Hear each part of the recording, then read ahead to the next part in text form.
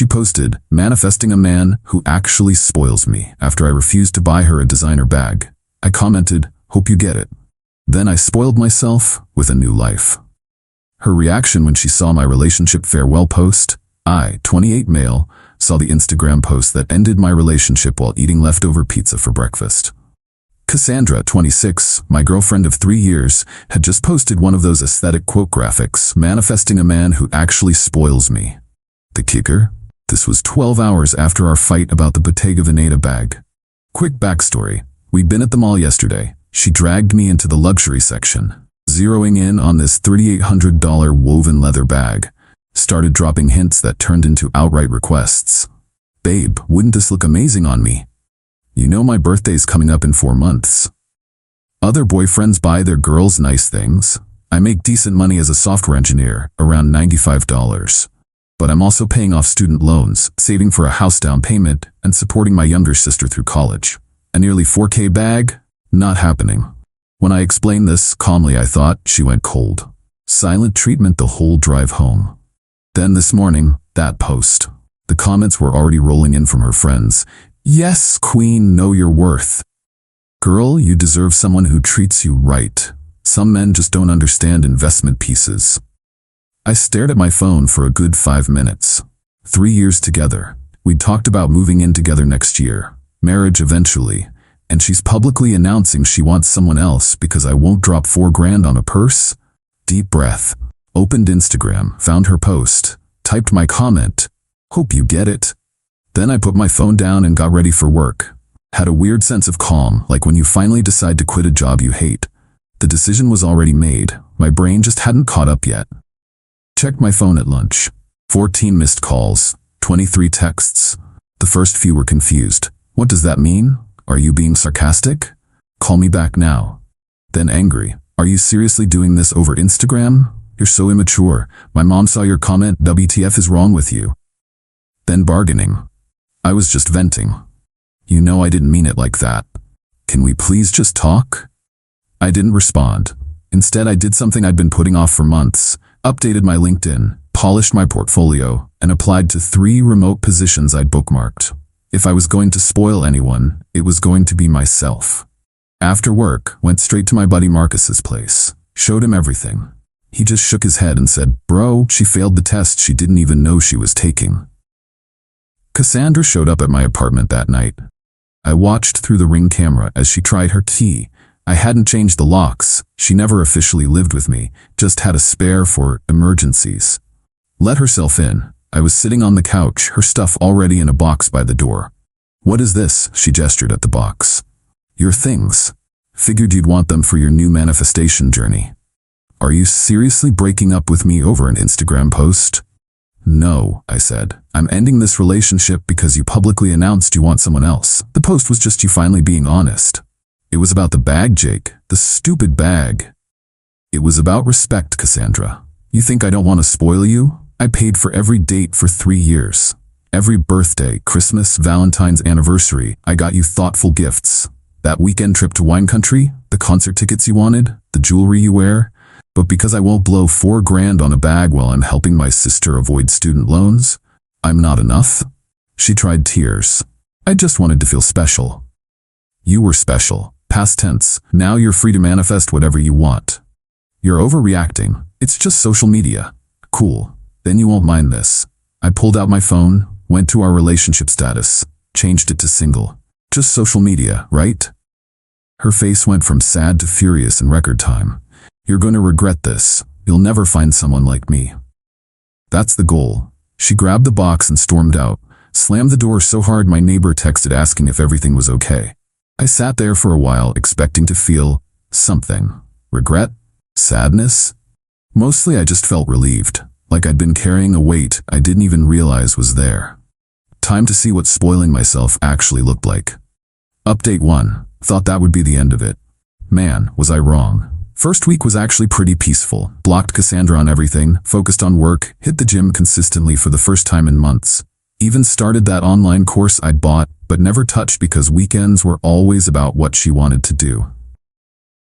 Then the flying monkeys arrived. Her best friend Destiny hit me up first. paragraph after paragraph about how I broke Cassandra's heart and how relationships require sacrifice and how I was toxic for not fighting for love. I responded with K and blocked her too. Her sister Jade was next, trying the guilt angle. Cassie's not eating, she cries every day. How could you do this to her? I almost responded seriously until I saw Cassandra's Instagram story. My coworker showed me. Girl was at brunch with mimosas. Very much eating. But the real circus started when I posted on LinkedIn about getting an interview for one of those remote positions. Senior software engineer role, 40% pay bump, fully remote. Just a professional, excited about this opportunity type post. Somehow this got back to Cassandra, and that's when she went nuclear. Saturday morning, I wake up to my phone blowing up. Mutual friends sending me screenshots. Cassandra had made a TikTok, a whole-ass TikTok about our breakup. She's sitting in her car, tears streaming. Girl should get an Oscar, telling her story. I was with this guy for 3 years. 3 years of my life. And you know what ended it? I made one post about wanting to be treated special. One, and he broke up with me in front of my things already packed. Like I meant nothing. The video had 50K views. The comments were exactly what you'd expect. Men ain't shit far. You dodged a bullet, queen. He was intimidated by a strong woman who knows her worth. But then she made a mistake. She posted a follow-up video showing our text conversation from a month ago where I'd said I was saving money and couldn't go to an expensive restaurant she wanted to try. Except she didn't realize the screenshot also showed her response. If you can't afford to date me properly, just say that. The tide started turning in the comments. Wait, so you knew he was saving money? Girl, this backstory ain't helping your case. 3 years and you ended it over a bag? Could never be me. That's when things got interesting. Remember that interview I posted about? I got the job. Started immediately since it was remote. The pay bump meant I could accelerate my savings goals, house down payment by year-end, fully fund my sister's last semester, and have money left over. I decided to celebrate. Posted a photo on Instagram, public profile, of my new home office setup. Dual monitors, standing desk, the works. Caption, investing in myself paid off. New role, new chapter. 20 minutes later, Cassandra texts from a friend's number, must be nice to suddenly have money for yourself. I didn't block this one, just responded, it is, actually, thanks for the manifestation help. That's not what I meant and you know it. You manifested a man who would spoil you. I manifested a life where I could spoil myself. We both won. You're such an asshole. I loved you. You loved the idea of what I could buy you. There's a difference. She started typing and stopping for like 10 minutes. Finally, I want my watch back. Now this was hilarious because she never gave me a watch. I think she was confusing me with her ex. I just replied, what watch? The one I gave you for Christmas. Cassandra, you gave me a cologne sample set from Macy's for Christmas. It was $25. I still have the receipt you left in the bag. Radio silence after that, but she wasn't done. Oh no. 2 days later, I get a notification that I'm tagged in an Instagram post. It's Cassandra with some dude at a fancy restaurant. Caption, when he actually understands your worth, at Jake Morrison, I hope you're happy now. The guy looked uncomfortable as hell in the photo, like he didn't know he was about to be used as a prop in her manifestation theater. Here's the thing. I was happy. Genuinely, actually happy. New job was amazing. I was sleeping better. Meal prepping instead of eating out constantly.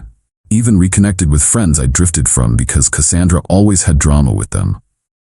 So I commented, I am. Congrats on manifesting what you wanted. She deleted the post within an hour. Marcus sent me a screenshot later. She posted and deleted 3 different stories ranting about how I was stalking her by responding to posts she tagged me in and how I was clearly not over her.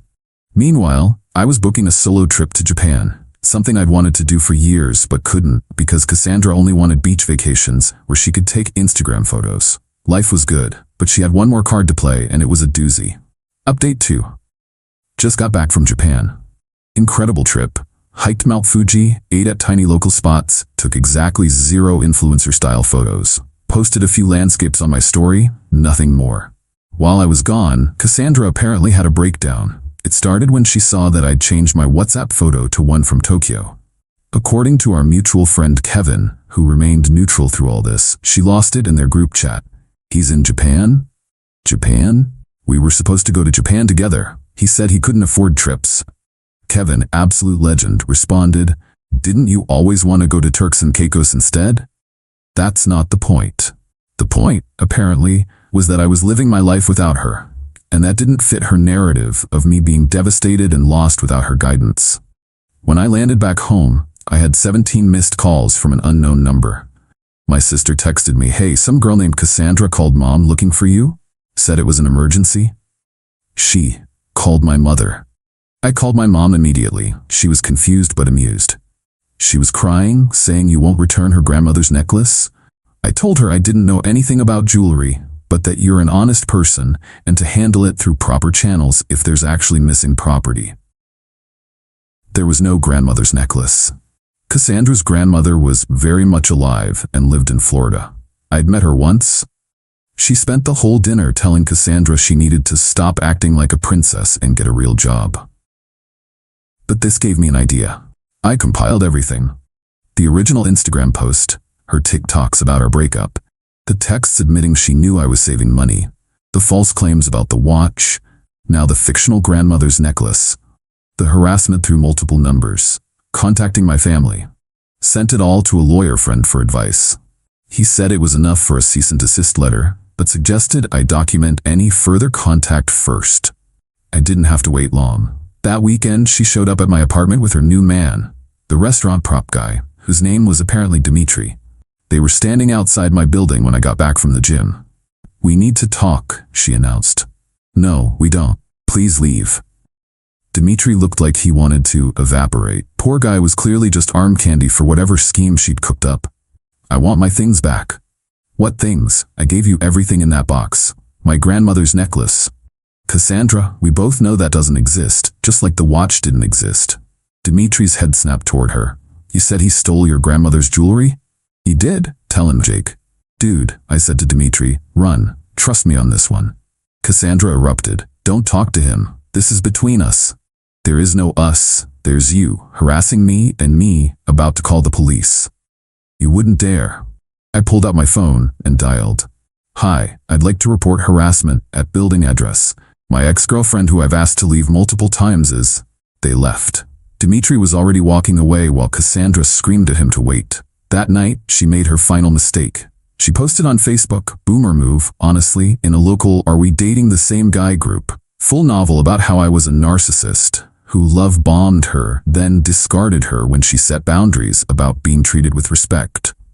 Problem was, I had receipts. So did Kevin, who'd watched this whole thing unfold. He commented with screenshots of her original manifesting post and her admission that she knew I was saving money. The roasting in the comments was brutal. "So you ended a 3-year relationship over a purse? Girl, this is embarrassing. Delete this. Sis really thought she did something here." Fellas, if she posts about manifesting another man, that is another man. But the best comment came from an unexpected source. Dimitri. For context, I went on 2 dates with this woman. She spent both talking about her ex and asking me to buy her things to prove I was serious. When I said I wanted to get to know her first, she accused me of being just like Jake. I see now Jake was the smart one. The post was deleted within hours, but screenshots were already circulating. That's when I posted my final move. Changed my Instagram bio to "successfully manifested peace" with my LinkedIn attached showing my new position. Then I posted a single photo, my new house keys. Caption, "Sometimes the best investment isn't in a bag. First house at 28. Thanks to everyone who supported this journey." The likes poured in. Comments from friends, coworkers, even some of her friends who'd quietly unfollowed her during the drama. My sister commented, "Proud of you, and thanks for everything." Cassandra tried one last text from yet another number. "I hope you're happy. You ruined my reputation." I didn't respond, but I did smile. She manifested a man who would spoil her. I manifested a life where I could spoil the people who actually mattered. My sister, my future, myself. The cease and desist letter was sent the next day. Haven't heard from her since. Dimitri follows me on Instagram now though. Solid dude. We grab beers sometimes. He says I saved him at least $10 in designer goods. Funny how manifestation works. She wanted a man who would spoil her. Instead, she manifested her own downfall while I manifested the life I actually wanted. The Bottega Veneta bag she wanted? Saw it at a consignment shop last week for 60% off. Still too expensive for what it is. But that house down payment? Worth every penny I saved by not buying that bag. Manifest wisely, friends.